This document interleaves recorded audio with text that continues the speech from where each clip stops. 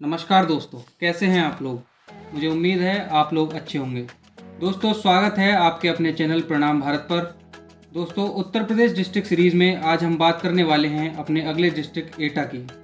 शुरुआत करते हैं एटा के इतिहास से। एटा उत्तर प्रदेश राज्य का एक प्रमुख जिला और शहर है। एटा में कई ऐतिहासिक स्थल हैं जिनमें मंदिर और अन्य महत्वपूर्ण इमारतें शामिल हैं। एटा के आसपास भी कई आकर्षक स्थान हैं जैसे कि अवागढ़, जलेसर, सटीक और कादिरगंज। एटा उत्तर प्रदेश में घूमने के लिए कई महत्वपूर्ण स्थानों से जुड़ा हुआ है जिसमें आगरा, वृंदावन और मथुरा शामिल हैं। NH-34 जैसे कई राष्ट्रीय मार्ग एटा से गुजरते हैं। नई दिल्ली एटा शहर से केवल 5 घंटे 207 किलोमीटर की दूरी पर स्थित है। इस वीडियो में हम एटा के बारे में पूरी जानकारी देंगे। शुरुआत करते हैं इसके इतिहास से। ऐतिहासिक रूप से एटा 1857 के विद्रोह के केंद्र के लिए भी जाना जाता है। एटा के इतिहास से बहुत रोचक कहानियां जुड़ी हुई हैं। प्राचीन काल में एटा को एटा कहा जाता था। यह तब था जब अगरगढ़ का राजा अपने 2 कुत्तों के साथ जंगल में शिकार कर रहा था। कुत्तों ने एक लोमड़ी को देखा और भौंकना शुरू कर दिया और उसका पीछा किया। लोमड़ी अपने आप को राजा के कुत्तों से बचाने की कोशिश कर रही थी, लेकिन जब वह एटा पहुंची तो लोमड़ी ने राजा के कुत्तों को बहुत आक्रामक प्रतिक्रिया दी। राजा लोमड़ी के व्यवहार परिवर्तन से हैरान था। लोमड़ी की इस ऐंठ को देखकर राजा ने सोचा कि इस जगह में ही कुछ बात है, इसलिए इस जगह को नामित किया गया, जिसके बाद इसे एटा के रूप में जाना गया। बात करते हैं एटा से जुड़ी कुछ महत्वपूर्ण और गौरवान्वित कर देने वाली बातों की। तो एटा अपनी यज्ञशाला के लिए बहुत प्रसिद्ध है, जो गुरुकुल विद्यालय में स्थित है। इस यज्ञशाला को दुनिया का दूसरा सबसे बड़ा यज्ञशाला माना जाता है। यहाँ एक ऐतिहासिक किला है जो अवागढ़ के राजा द्वारा बनाया गया था। अवागढ़ एक जगह है जो एटा से 22 किलोमीटर दूर है।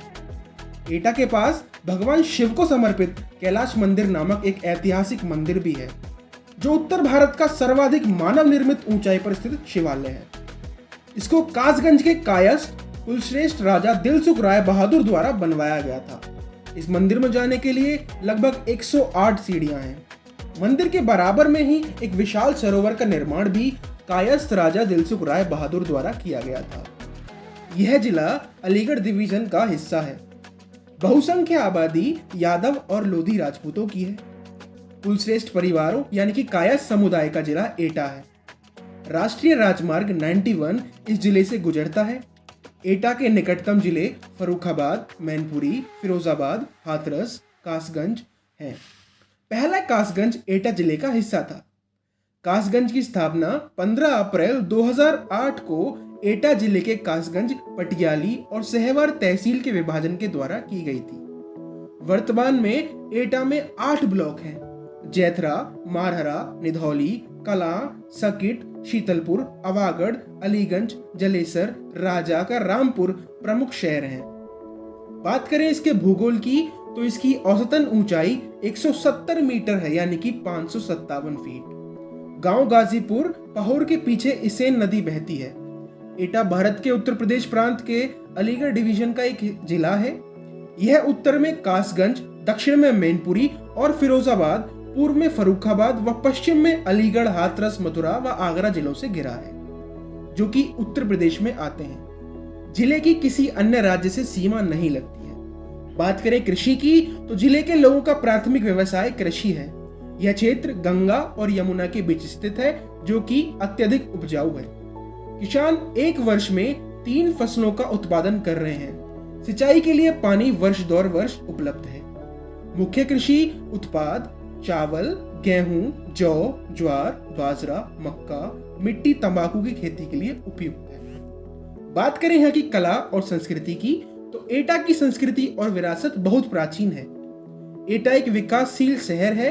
यह ब्रिटिश काल के बाद से जिला मुख्यालय है।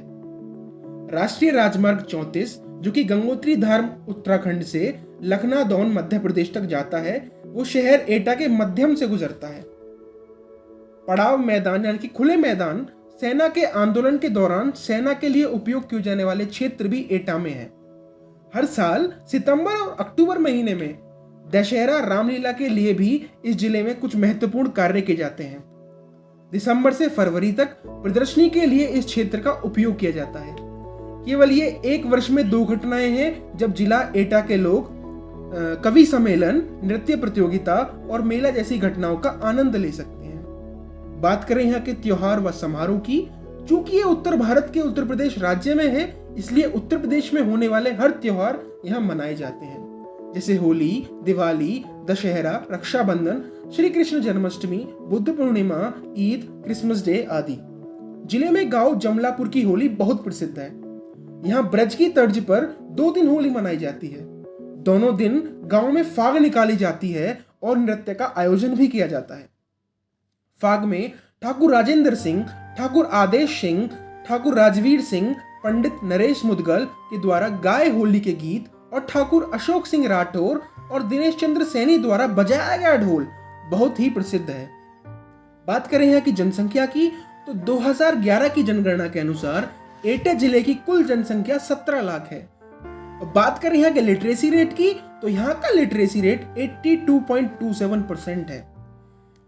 2011 की जनगणना के अस्थायी आबादी के आंकड़ों के मुताबिक एटा शहर की 2011 में 1,32,000 जनसंख्या थी, जबकि एटा अर्बन क्षेत्रों की बात करें तो जनसंख्या 1,70,000 थी। बात करें इसके क्षेत्र की, तो इसका क्षेत्र 4,446 वर्ग किलोमीटर का है। बोली जाने वाली भाषा की, तो यहाँ की मूल भाषा हिंदी है। कहीं कहीं इंग्लिश और उर्दू भी प्रयोग की जाती है। जीटी रोड पर स्थित एटा की सिंधी कॉलोनी में सिंधी भाषा बोलने वाले सिंधी समाज के लोग भी रहते हैं, जो आपसी बोलचाल की भाषा में सिंधी भाषा का ही प्रयोग करते हैं। बात करें यहाँ के प्रशासनिक सेटअप की, तो एटा उत्तर प्रदेश के 75 प्रशासनिक जिलों में से एक है। इसका मुख्यालय एटा में स्थित है। देश के अन्य सभी जिले के मामले में कलेक्टर और जिला मजिस्ट्रेट एटा जिला का प्रशासनिक प्रमुख है। जिले में 3 तहसील, 4 नगर पालिका परिषद, 8 ब्लॉक, 5 नगर पंचायत, 892 गांव, 576 ग्राम पंचायत, 18 पुलिस स्टेशन शामिल है। बात करें यहाँ की अर्थव्यवस्था की, तो एटा जिला की अर्थव्यवस्था चरित्र में कृषि है। भूगोल और जलवायु धान, गन्ना, सूरजमुखी, तिलहन आदि जैसे फसलों के उत्पादन के लिए अनुकूल है। यह शहर ऐसे उत्पादों का संचय और विपणन करने के लिए नोडल बिंदु के रूप में भी व्यवहार करता है। बात करें यहाँ के उद्योग की, तो एटा में उद्योग जो एटा की अर्थव्यवस्था में उनके योगदान के मामले में सबसे प्रमुख है, उनमें कृषि और खेती, रेडीमेड पोशाक, कढ़ाई वाले कपड़े, लकड़ी का सामान, पशुधन और मुर्गी पालन इसके यहाँ पर उद्योग हैं। बात करें एटा की तेल जलेसर की, तो वहां पर घंटे घुंघरू के लिए वो विश्व प्रख्यात है। श्री राम मंदिर में लगने के लिए 2400 किलो का घंटा भी जलेसर में ही बनाया गया था। एटा के निकट मलावन में जवाहर तापीय विद्युत परियोजना का संयंत्र स्थापित किया जा रहा है, जिसकी क्षमता 660 मेगावाट है। इसे दक्षिणी कोरिया की दुसान कंपनी द्वारा बनाया जा रहा है। बात करें यहाँ तक पहुंचने वाले यातायात की, तो उत्तर प्रदेश परिवहन निगम का बस स्टैंड व एटा डिपो की बसें सभी जिलों को जोड़ती हैं। एटा शहर में बस व कार द्वारा ही पहुंचा जा सकता है। हालांकि यहाँ पर रेलवे स्टेशन भी है, पर रेल केवल एटा से अवागढ़, जलेसर, बरहन, जम, टुंडला, जम तथा मितवाली, एतमदादपुर, आगरा फोर्ट तक ही जाती है। वो भी सवारी कम, मालगाड़ी अधिक है। सवारी डिब्बों के नाम पर मात्र 8 डिब्बे ही लगे हैं, जिनमें केवल दैनिक यात्री ही यात्रा करते हैं, क्योंकि यह उत्तर प्रदेश के अलीगढ़ डिवीजन के अंदर आता है। बात करें यहाँ के पर्यटन स्थल और ऐतिहासिक स्थलों की। सबसे पहले हम बात करते हैं पर्यटन स्थलों की। तो यहाँ पर पटना पक्षी विहार, दरगाह हजरत शाह सफवी, अवागढ़ का किला, आर्ष गुरुकुल, अतरंजी खेड़ा, काली मंदिर, हनुमानगढ़ी, शिव मंदिर परसौन, कैलाश मंदिर आदि यहाँ के प्रमुख दर्शनीय स्थल हैं। अब बात कर लेते हैं यहाँ के ऐतिहासिक स्थलों की। तो एटा से 20 किलोमीटर दूर अवागढ़ किला और एटा से 20 किलोमीटर दूर अतरंजी खेड़ा काफी प्राचीन ऐतिहासिक स्थल है। चलिए बात कर लेते हैं यहाँ की वास्तुकला की।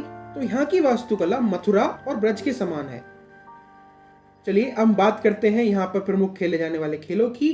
तो कुश्ती, कबड्डी, फुटबॉल और क्रिकेट यहाँ के लोगों के द्वारा खेले जाने वाले प्रमुख खेल हैं। बात कर लेते हैं यहाँ के उल्लेखनीय व्यक्ति यानी कि फेमस पीपल्स की। तो पंडित शिवदत्त, रोहनलाल चतुर्वेदी, गोस्वामी तुलसीदास जी एटा के ही सुपुत्र थे। दोस्तों ये था एटा के इतिहास से लेकर आज तक का सफर। मुझे उम्मीद है आप लोगों को पसंद आया होगा। कैसा लगा आपको ये इन्फॉर्मेशन कमेंट करके जरूर बताइएगा और चैनल को जरूर सब्सक्राइब करिएगा। ऑल्सो कमेंट करिएगा कि अगला वीडियो किस जिले पर बनाया जाए। तब तक के लिए धन्यवाद। जय हिंद, जय भारत।